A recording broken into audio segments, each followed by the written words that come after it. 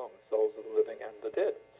So if you are on the path of direct inspiration of the songs, with the pipe assisting you and songs for yourself and others, you're in a position, I would say, to be a great helper and a guide and a mentor to others, because the gift of a song might be the most important gift that you can make, although it is ideal, of course, to help people find their own songs.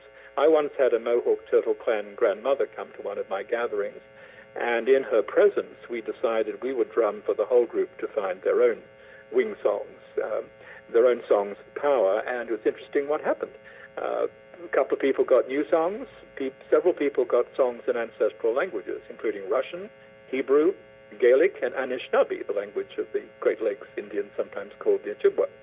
So it seems as if you're onto something, and good luck with your Jungian studies. I'm not a Jungian. Jung was not a Jungian either, of course. You know what I'm right. about. I'm a great friend of Jung. I started reading Jung in high school, and I've read him ever since, and I've dreamed of him. And in my new book, Mysterious Realities, there's an amazing story called The Other Bollingen, about conversations with Jung on the other side. So, and I would say to you, by way of applause and confirmation, if we want to know what a real shaman of the West is like, let's look at Mr. Jung, because he paid the price that shamans do of going deep into the underworld journey and then having to claw and fight his way back to sanity and balance, and he did it brilliantly. Right. He continues to be one of the great liberators of the human imagination, and he understood all his life, as he put it in his last long essay, that it is an age-old fact, I'm quoting Jung exactly, it is an age-old fact that God speaks chiefly through dreams and visions. He wrote that in his last long essay in Man and His Symbols.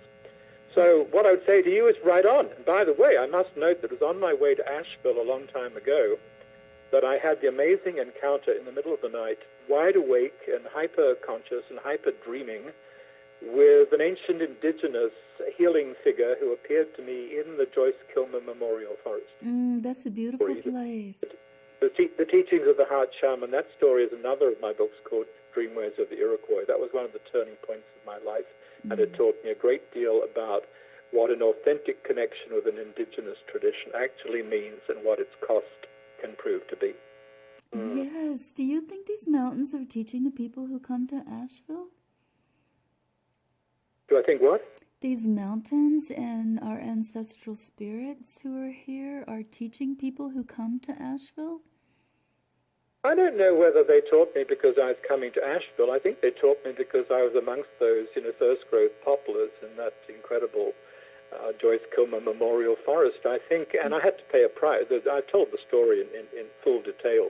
And it led to a place of healing to which I have been empowered and authorized to take others, a place of non-ordinary reality, which is nonetheless real, which is known in Cherokee tradition quite well, but I didn't know that at the time. I think they came to me because I was on that land, sacred to them, which has not been spoilt, and because I was available, and because the spirits are seeking people who will be correct and authentic communicators. I don't know whether it was about Asheville as such. I think it was about being in the Smoky Mountains.